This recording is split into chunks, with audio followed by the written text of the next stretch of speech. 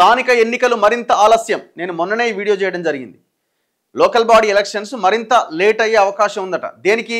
Governor వద్ద పెండింగ్లో 2 BC బిల్లులు, రాష్ట్రపతి దగ్గర కూడా మరో 2 బిల్లులు పెండింగ్, కేంద్రం వద్ద అపరిష్కృతంగా 2 ఆర్డినెన్స్లు, బీసీలకు చట్టబద్ధంగా 42% ఇచ్చాకే ఎన్నికలకు వెళ్లాలన్న యోచనలో సర్కార్. 30వ తేదీ కల్లా ఎన్నికలు నిర్వహించాలని హైకోర్టు అంటున్నది. డెడ్లైన్ పెట్టింది. గవర్నర్ సానుకూల నిర్ణయంతోనే సాధ్యం, లేని పక్షంలో కోర్టును మరింత గడువు కోరబోతున్న రాష్ట్ర ప్రభుత్వం. ఇప్పుడు గతంలో ఎవరో కోర్టుకు పోయి లోకల్ బాడీ ఎలక్షన్స్ ఆలస్యం అవుతున్నాయని కోర్టు చెప్పింది. 3 నెలల లోపుగా మీరు ఎలక్షన్స్ పెట్టాలి అన్నది. 3 నెలలు ఎప్పుడు? సెప్టెంబర్ 30కి ఆ 3 నెలల గడువు ముగుస్తుంది.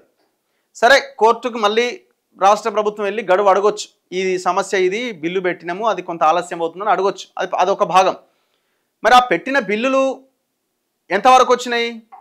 ఇప్పుడు వీళ్ళు అంటున్నారు గవర్నర్ సంతకం పెట్టగానే అయిపోద్దా? విషయం ఏంటంటే గవర్నర్ సంతకం పెట్టగానే అయిపోద్దా? గవర్నర్ సంతకం పెట్టకపోతే ఇంకా ఆలస్యం అవుతుంది. ఒకవేళ గవర్నర్ సంతకం పెట్టగానే ఇమీడియట్గా జీవో వస్తుంది. ఏది? 42% మేము అమలు చేస్తున్నామని. ఆ జీవోని ఎవరో ఒకరు హైకోర్టులో ఛాలెంజ్ చేస్తారు. ఇవాళ చెయ్యరు అనేది సమస్య లేదు. ఎందుకంటే 2019లో కేసీఆర్ ఇట్లనే ఎలక్షన్స్కి పోయినప్పుడు GO number 369 or something subject to correction, ఆ జీవో తెచ్చినప్పుడు కూడా ఎవరో ఒకరు కోర్టుకు పోయారు.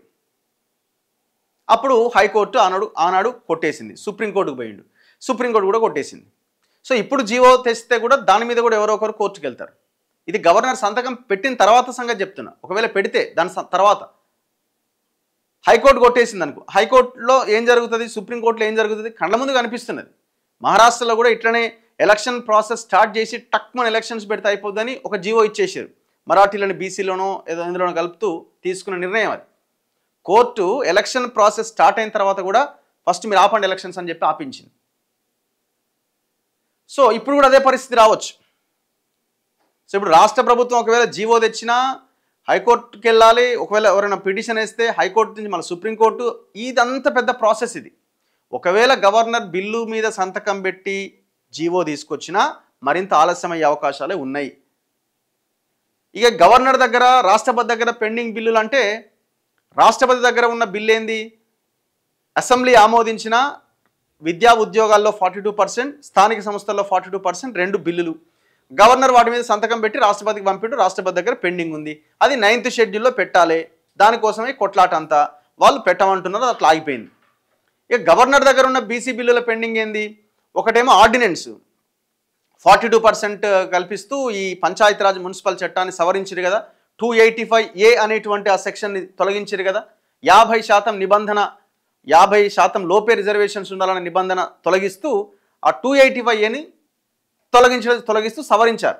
పంచాయతీరాజ్ చట్టం 2018. ఆ ఆర్డినెన్స్ పెండింగ్ ఉంది. ఈ ఆర్డినెన్స్ మీద గవర్నర్ సంతకం పెడతలేడని అసెంబ్లీ సమావేశమై అసెంబ్లీని ఏకంగా ఆమోదించింది. ఇప్పుడు ఆ 2 బిల్లులు అక్కడ పెండింగ్ ఉన్నాయి. సో మరి ఆర్డినెన్స్ మీదనే సంతకం పెట్టలేదు ఆయన, మరి ఈ బిల్లుల మీద పెడతాడా? చూడాలి మరి ఏమైంది అన్నది. సో ఇట్లా ఈ 42% రిజర్వేషన్ మీద అన్ని రకాల సమస్యలు చుట్టుముట్టి ఉన్నాయి.